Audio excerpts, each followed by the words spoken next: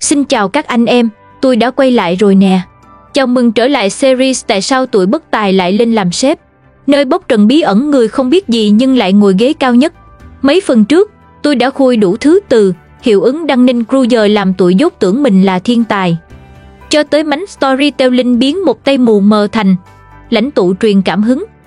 Và đặc biệt, càng nói nhiều, càng quyết liệt, càng thiếu năng lực, thì càng dễ được tin là lãnh đạo. Vậy câu hỏi là, ai chống lưng cho tụi này? Ai dọn sẵn sân khấu để bất tài lên làm? Thần. Vậy nên trong phần sau, tôi sẽ đưa anh em đi sâu vào cơ chế nuôi dưỡng sự kém cỏi, từ văn hóa làm màu, sếp không chịu trách nhiệm, tới cách tuyển người kiểu chọn đệ tử chứ không chọn nhân tài. Nói thẳng luôn, nếu anh em từng làm ở công ty nào mà người giỏi bị ép nghỉ, còn người nịnh giỏi thì lên chức, thì video này sẽ khiến anh em phải gật đầu lia lịa như mấy đứa đang gật để được tăng lương. Hả? Đừng quên đăng ký kênh Nhất Thế Giới ngay lập tức để không bỏ lỡ phần cuối cực cháy nơi tôi đưa ra giải pháp trị tận gốc hội chứng bất tài leo ghế. Bấm like nếu anh em từng bị tổ chức trung bình hóa, làm giỏi mà bị dập. Và chia sẻ video này cho đứa bạn đang khổ sở vì sếp nói như rồng leo, làm như mèo mửa nhé. Ok, anh em chuẩn bị tinh thần chưa? Vì sau video này, có thể mấy ông sẽ muốn nghỉ việc hoặc nổi loạn luôn đấy. Hả?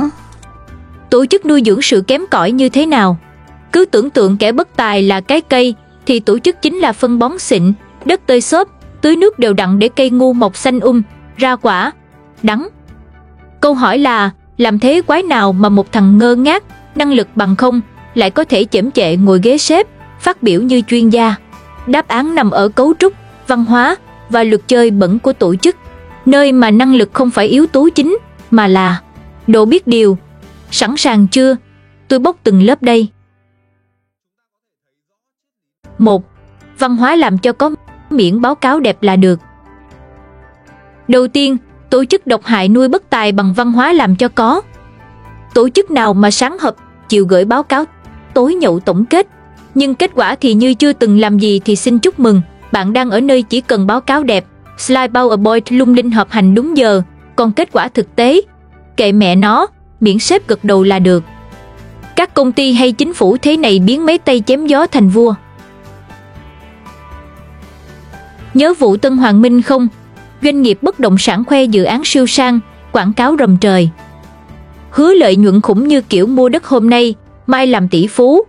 Nhưng cuối cùng lòi ra là hợp đồng giả, trái phiếu bốc hơi cả nghìn tỷ, nhà đầu tư khóc ròng năm 2022.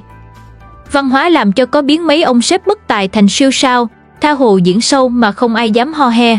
Còn người có năng lực thì sao? À, bị chửi là rườm rà, chi tiết, không biết linh hoạt. 2. Sợ trách nhiệm đẩy vương miện cho kẻ dám làm càng. Trong tổ chức độc hại, người giỏi thì hay đắn đo, sợ sai, suy nghĩ đủ góc độ, phân tích đủ kiểu để ra quyết định chuẩn. Còn người dốt hả? Họ không biết sợ là gì, nên cứ lao đầu quyết định bừa, hậu quả ra sao tính sau. Kết quả, tổ chức lại tưởng đó là tư duy quyết đoán, tưởng mấy thằng dám làm càng là người dám chịu trách nhiệm.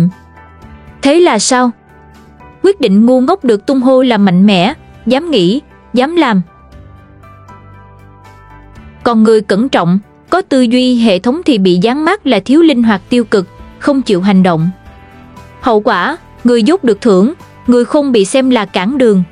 Ai từng thấy đồng nghiệp chém gió thành bão mà vẫn thăng chức, giơ tay tôi xem nào. 3. Sếp miễn nhiễm trách nhiệm đổ lỗi thần tốc. Tổ chức bảo kê bất tài bằng cách để sếp sai mà không bao giờ phải chịu hậu quả. Làm hỏng kế hoạch hả? Họ đổ lỗi cho nhân viên. Dự án thất bại thì sao? Chắc tại đối thủ chơi bẩn. Thậm chí trời mưa cũng thành lý do nữa đó. Hả? Rốt cuộc thì người dốt leo ghế trên, người giỏi đỡ đạn phía dưới. Nhìn xa chút nè, Nicolas Maduro ở Venezuela, đất nước đói khổ, kinh tế sụp đổ, dân chạy tứ tung, nhưng ổng vẫn ung dung đổ lỗi cho kẻ thù tưởng tượng nước Mỹ. Đúng chuẩn sai đâu sửa đó, miễn là không phải tôi. Kết quả, vẫn ngồi ghế quyền lực, phát biểu như đúng rồi. Hay nhìn gần hơn, trong công ty thì sao? Sếp làm hoạch định tào lao, dự án flop, nhưng nhân viên lĩnh đủ, thậm chí bị đuổi. Môi trường này chính là thiên đường cho mấy ông bất tài tung hoành. 4. Quy tắc bảo toàn ghế người giỏi bị cô lập. Trong tổ chức độc hại, luật bất thành văn là giữ ghế quan trọng hơn giữ đạo đức hay chất lượng. Nếu anh em giỏi hơn sếp, dám nói thật, được nhân viên yêu quý, xin lỗi, anh em chính là mối nguy cấp cao. Mấy ông giỏi hơn sếp anh em là mối nguy. Mấy ông dám nói thật anh em là đứa tiêu cực. Mấy ông được lòng nhân viên anh em sẽ bị chuyển công tác bất ngờ. Tôi từng nghe bà hàng xóm Tám nè, con trai bả từng đề xuất chiến lược mới xịn hơn, vô tình làm lộ cái dở của sếp. Rồi xong, chuẩn bị chuyển công tác hoặc thanh lọc đi nha. 2. Có lòng tốt giúp cả đội làm tốt, thì lại bị ganh ghét vì nổi bật quá. Thế là mấy ông chết vì tỏa sáng sai nơi. Cuối cùng, tổ chức nuôi bất tài bằng cách cô lập người giỏi. Đó thấy chưa? Người giỏi bị cô lập, kỹ sư xịn bị đẩy ra rìa, nhà khoa học dám nói thật bị cho nghỉ. Còn đám nịnh hót, gật đầu lia lịa hả? Thì lại được thăng chức vèo vèo. Và thế là tổ chức cố tình giữ lại những người không nguy hiểm với hệ thống, tức là người kém, người ngoan, người nói ít, làm theo nhiều. Elizabeth Holmes là ví dụ sống động, xây văn hóa tung hô tầm nhìn vĩ đại, ai dám chất vấn là bay màu, còn đám nịnh thì thành ban lãnh đạo chiến lược. Công ty sụp, nhưng Holmes vẫn nổi như cồn trước khi bị lộ. Hay như ở Triều Tiên, Kim Jong-un bao quanh bởi dàn Jetman, ai nói thật là biến mất. Hệ thống này khiến bất tài tha hồ tung hoành. Một tổ chức không trừng phạt sự ngu dốt thì sẽ bị thống trị bởi nó. Và nếu chúng ta ở trong tổ chức đó quá lâu, chúng ta sẽ thấy mình hoặc phải ngu đi, hoặc bị đào thải. Giờ anh em hãy thử tự hỏi bản thân xem nha. Trong tổ chức của mấy ông, người giỏi có được khen thưởng hay bị cô lập? Ý tưởng mới có được chào đón hay bị dập từ trong trứng? Người thăng tiến là do năng lực hay do biết điều? Nếu 3 câu trả lời là tiêu cực thì chúc mừng, anh em đang trong một môi trường nuôi dưỡng sự bất tài cấp độ cao đấy nhé. 5. Tuyển dụng theo đạo không cần tài. Trong tổ chức độc hại, kỹ năng chuyên môn chỉ là món trang trí. Quan trọng là có hợp gu với sếp không? Có từng là đệ tử ruột chỗ cũ không? Và có biết điều hay không? Tuyển dụng kiểu này không cần năng lực, chỉ cần lý lịch quan hệ. Và thế là chuyện gì sẽ xảy ra? Một anh bạn thân tín của sếp được đưa lên làm quản lý dự án dù trước đó chỉ quản lý kho. Một chị nhiệt tình sinh hoạt công đoàn được làm quản lý truyền thông dù chẳng biết content là gì. Người có năng lực thực sự thì bị loại vì không hợp văn hóa. Vâng, cái văn hóa kỳ dị ấy là nơi kỹ năng chết từ vòng gửi xe.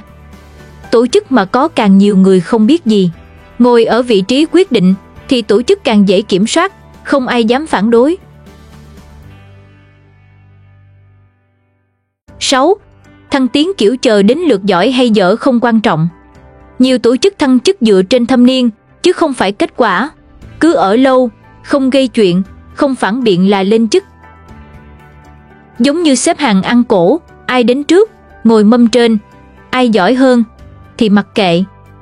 Hậu quả thì ra sao hả? Người giỏi chán nản, xin nghỉ việc. Người trung bình cộng ngồi yên thì lên chức. Còn người kém nhưng khéo biết chờ thì cho lên đỉnh luôn. Tổ chức không phát triển mà chỉ như cái bữa cổ, ai tới trước thì ngồi mâm trên, còn ai nấu món ngon bị đẩy đi rửa chén. Hả? 7. Hệ thống chống thay đổi tự động loại người cải cách. Đám bất tài yêu sự trì trệ vì thay đổi sẽ làm lộ cái dốt.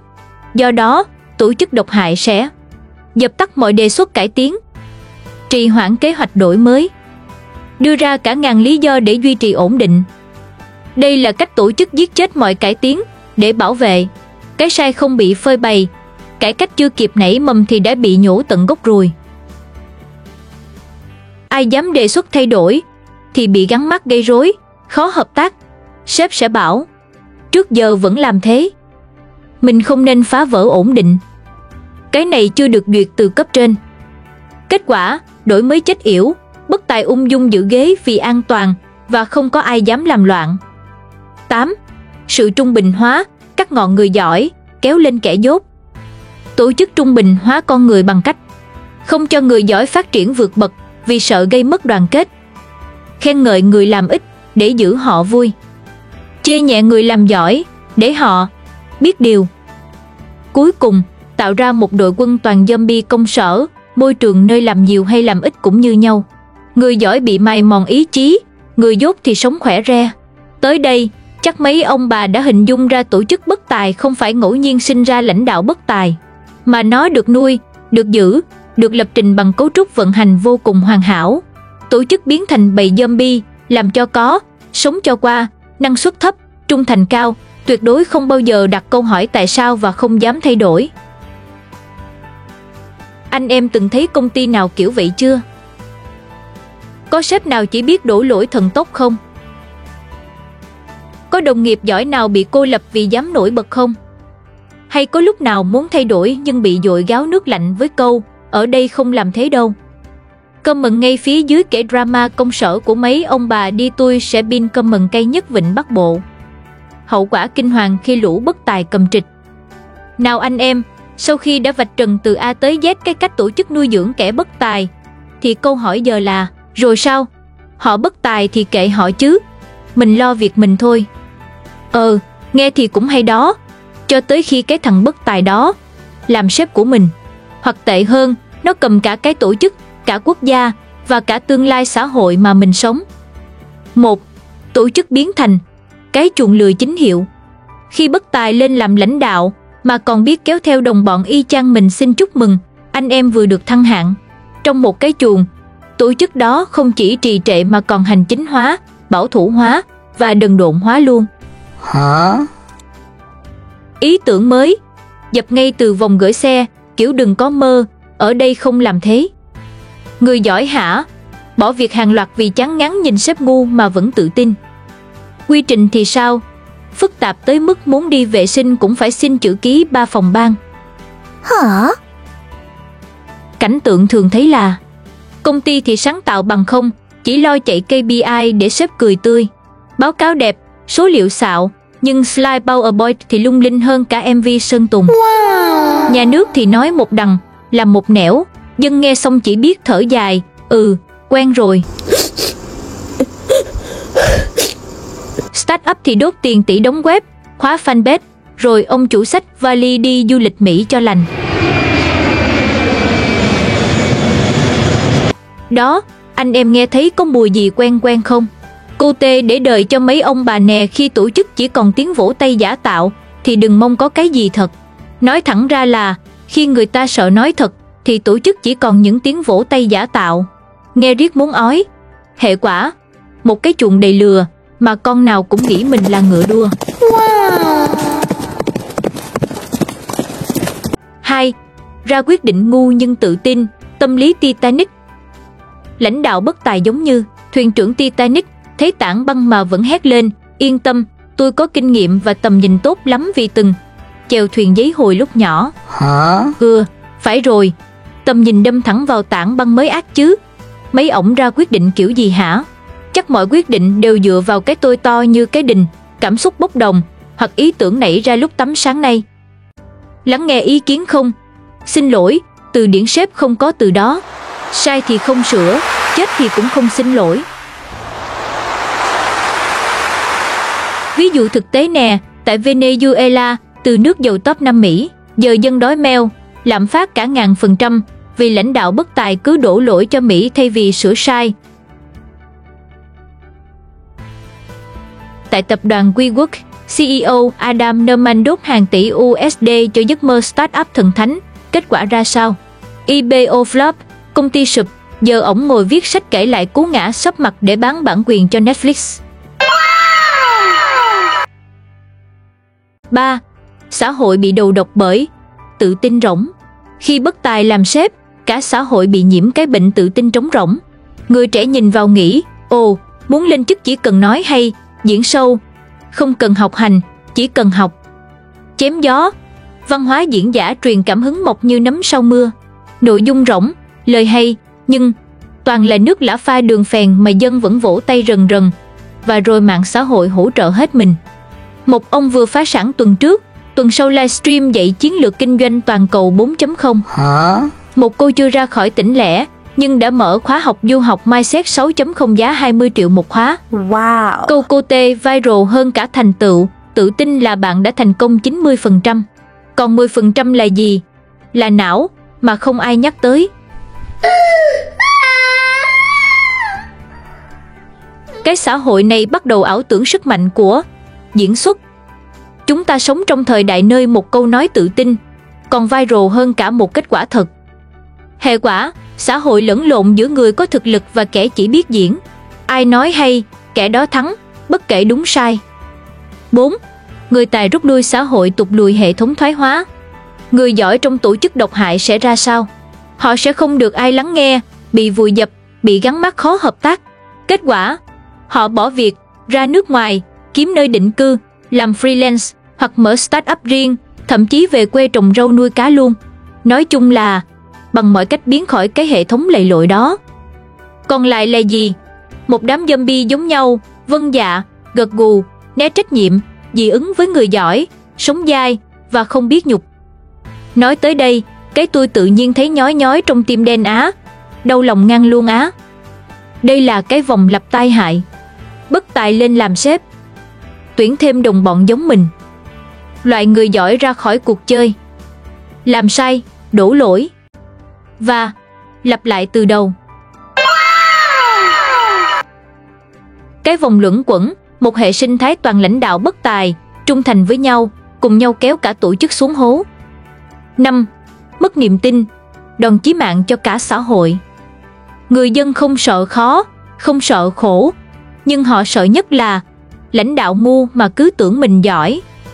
Cái nguy hiểm nhất khi kẻ bất tài cầm trịch là nó không chỉ phá một cái phòng ban, nó kéo theo cả niềm tin sụp đổ.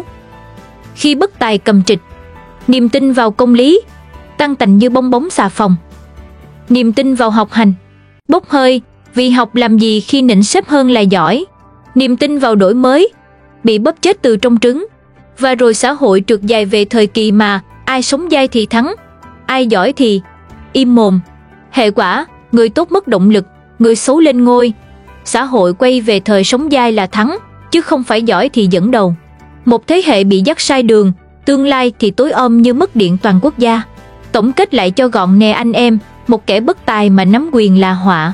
Nhưng nếu cả hệ thống được lập trình để bảo vệ, thăng tiến và nhân giống cái sự bất tài, thì cái ta đối mặt không chỉ là sai lầm, mà là cả một thế hệ bị dẫn dắt bởi kẻ không nên cầm lái.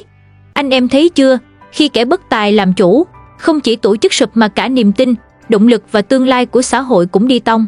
Từ công ty lẻ tẻ đến cả quốc gia, hậu quả của việc để lừa làm vua là một hệ sinh thái zombie, năng suất thấp, nịnh bợ cao và sáng tạo thì bye bye. Hả? Tự hỏi bản thân chút nha, công ty anh em có đang bị lừa dẫn đầu không? Từng thấy người giỏi bỏ đi vì bị dập tơi tả chưa? Hay từng nghe sếp nói tôi tự tin là được, rồi dẫn cả team vào ngõ cụt?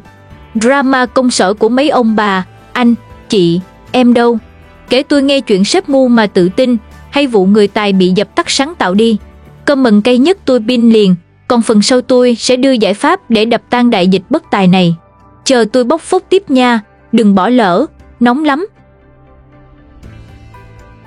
Giải pháp chống lại và phá vỡ đại dịch bất tài. Hello anh em, sau những phần giải phẫu xã hội trong 2 video, anh em đã thấy tại sao đám bất tài lại trồi lên được. Tụi nó phá banh hệ thống ra sao và làm cả xã hội tụt mood, tụt não, tụt niềm tin như thế nào. Câu hỏi bây giờ là, biết rồi giờ phải làm gì? Nói toạc ra là, muốn không bị tụi ngu đè đầu cưỡi cổ thì phải sống đủ tỉnh và chơi đủ khôn. Hả? Giải pháp cá nhân, mỗi người tự chống ngu. Muốn không bị bất tài dắt mũi, mỗi người phải tự trang bị kháng thể. Nghĩa là sao hả?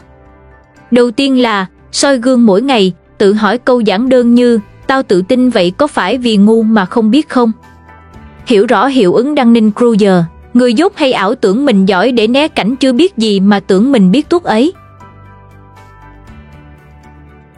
Hãy chịu khó lắng nghe, nghe phản biện, nhận feedback, dám nhận sai, đừng sống ảo với năng lực thực sự và hạn chế ảo tưởng sức mạnh sau một buổi test chẳng hạn. Tiếp theo hãy tập nói hay nhưng đừng bán khói. Giao tiếp xịn, kể chuyện cuốn là lợi thế, nhưng phải có chất. Storytelling thực sự là vũ khí lợi hại nhưng nó phải gắn với giá trị thật. Học cách nói chuyện chạm cảm xúc nhưng không mất lý trí. Kể chuyện phải có dữ liệu, có logic và chạm được cả lý trí lẫn cảm xúc. Nói hay để khai sáng, không phải để lùa gà. Đừng học mấy diễn giả truyền cảm hứng chỉ biết pha nước lã với đường phèn. Và rồi hãy xây nguyên tắc sống, giỏi thật, đạo đức thật, nhưng đừng ngây thơ. Phân biệt rõ giữa tử tế và tự sát. Biết khi nào cần nói, khi nào nên nhịn và khi nào phải đập bàn nói thẳng. Không chơi bẩn, nhưng nếu bị chơi dơ thì phải biết phản đòn, đừng để tụi bất tài bắt nạt. Cuối cùng hãy trở thành người có tầm ảnh hưởng, không chỉ giỏi mà phải có tiếng nói. Im lặng không phải là vàng, nhiều khi là nhường sân cho tụi ngu lên tiếng. Nhưng người giỏi mà im lặng thì khác gì tự sát hả? Người có tư duy đúng mà không chia sẻ thì khác gì rút khỏi cuộc chơi, phải không nào? Hãy lên tiếng, chia sẻ ý tưởng xịn, lan tỏa tư duy đúng. Vì nếu mày không nói, tụi dốt sẽ nói thay, và lúc đó cả thế giới nghe lời. Zombie. Trong môi trường độc hại, hoặc đấu tranh thông minh, hoặc tìm đường chuồn sớm, đừng ở lại chịu trận, chỉ phí đời. Giải pháp tổ chức, lãnh đạo thật phải dám nhìn thật. Tổ chức muốn hết bất tài thì phải xây lại từ nền móng. Vậy phải làm sao hả? Đầu tiên là đánh giá năng lực thật, công tâm, công bằng, không phải dựa vào cảm hứng, ấn tượng hay cảm xúc. Đừng để nói hay thắng làm giỏi. Dẹp cái kiểu, nó nói hay, tao thấy có khí chất lãnh đạo. Anh em nên nhớ, thần thái không xây được công ty nhé. KPI, OKR phải đo kết quả thật, phải không đo số slide trình bày, cũng không phải đếm số lần sếp cười tươi khi nghe báo cáo. Tiếp đến hãy xây văn hóa phản biện, không phải văn hóa vỗ tay. Khuyến khích nhân viên nói thật, dám cãi sếp mà không bị đuổi, chất vấn, góp ý. Sếp phải làm gương, lắng nghe được chê mới làm được lớn. Ngồi ghế lãnh đạo mà sợ bị góp ý thì nên quay về làm sếp ảo trên LinkedIn, biết nhận sai và bỏ cái ảo tưởng quyền lực đi. Kế tiếp là chống nịnh bợ, dẹp phe cánh, loại yes man. Lãnh đạo thật dám chơi với người giỏi hơn mình. Ai dám phản biện, cho điểm cộng. Ai chỉ biết gật đầu lia lịa, mời ra khỏi đội. Ưu tiên người giỏi, không phải người trung thành mù quáng. Người trung thành mù quáng không giúp được tổ chức, chỉ giúp tạo group chat để nói xấu sếp cũ. Chiêu cuối cùng hãy đào tạo sếp xịn, năng lực thật, không chỉ thăng chức người ngồi lâu nhất. Lãnh đạo là một nghề, không phải là vinh danh thâm niên. Lãnh đạo không chỉ là cái ghế, mà là khả năng dẫn dắt cả team phát triển. Phải huấn luyện EQ, tư duy phản biện và kỹ năng xây đội ngũ, chứ không phải chỉ biết lên kế hoạch họp team building. Sếp mà không biết cách làm người khác giỏi thì chỉ là ông chủ kho chứ không phải lãnh đạo. Wow. Giải pháp xã hội xây hệ miễn dịch với sự ngu dốt tự tin. Muốn cả xã hội thoát khỏi đại dịch bất tài, phải xây hệ miễn dịch chung. Làm sao đây? Đầu tiên là về truyền thông, cần tỉnh táo, bớt tung hô, tăng phân tích. Đừng thần thánh hóa mấy ông mặc vest đẹp, ăn nói hay mà không kiểm tra năng lực thật. Cần thêm các chương trình phản biện, vạch trần những câu chuyện nghe có vẻ hay, kiểu như bóc phốt mấy khóa học làm giàu 4.0 giá 20 triệu nhưng chỉ dạy tự tin là đủ. Tiếp theo về giáo dục. Dạy học sinh viên cách ngửi thấy mùi ảo tưởng, cách nhận diện tụi bất tài biết diễn.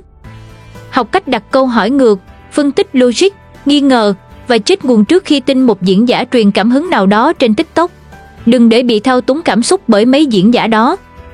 Kế tiếp hãy xây văn hóa minh bạch và cơ chế bóc phốt tử tế. Từ công ty tới chính quyền, mọi lời hứa phải đo được bằng hành động. Cần cơ chế bóc phốt xây dựng, không phải để hạ bệ, mà để cải tiến. Ai nói xạo, làm dở, phải bị lôi ra ánh sáng. Cái gì giấu là thối, cái gì rõ ràng mới sống lâu. Cuối cùng hãy tôn vinh người thật việc thật. Đủ rồi mấy cái diễn giả ảo tưởng, đã đến lúc truyền cảm hứng bằng việc làm thật. Đừng PR sáo rỗng. Hãy đẩy mạnh hình mẫu những người làm thật, cống hiến thật. Cộng đồng, mạng xã hội, báo chí chính thống cần lan tỏa người có thực lực, thay vì thổi phồng vào mấy cái profile chỉ biết gây ấn tượng trong 30 giây đầu tiên hay mấy diễn viên công sở. Tóm lại, đại dịch bất tài lây từ đâu? Nó không lây từ virus, mà từ sự im lặng của người giỏi, từ môi trường chuộng vẻ ngoài hơn chất lượng, thích vâng dạ hơn tranh luận. Chúng ta không có vaccine, nhưng có 3 liều kháng thể chính, đó là cá nhân, tự nâng cấp bản thân, nói thật, làm thật và đừng để tụi dốt dắt mũi. Tổ chức, xây hệ thống công bằng, khuyến khích phản biện và đào tạo lãnh đạo xịn. Xã hội, tạo kháng thể bằng giáo dục, truyền thông tỉnh táo và tôn vinh giá trị thật. Câu nói để đời, người bất tài chỉ leo cao nếu người tài cứ ngồi im. Muốn đập tan đại dịch ngu dốt, đứng lên mở mồm và làm thật. Vì vậy, mấy anh em đừng ngồi im nữa. Đừng để tụi giỏi nói đạo lý mà không giỏi làm gì dẫn dắt thế giới này đi sai đường.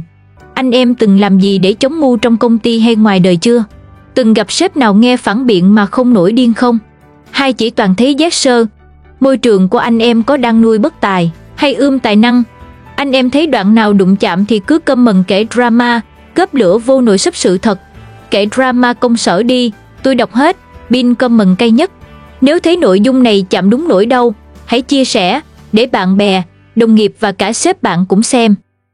Và đừng quên like, đăng ký kênh và bật chuông để không bỏ lỡ những video tiếp theo, nơi ta cùng nhau đập thẳng vào những sự thật mà ai cũng thấy, nhưng ít người dám nói. Cảm ơn anh em đã đồng hành qua 2 video bóc phốt. Nếu muốn tôi đào sâu thêm, làm gì khác, cứ nói, tôi cân hết. Xin chào và hẹn gặp lại anh em ở các video tiếp theo. Bye!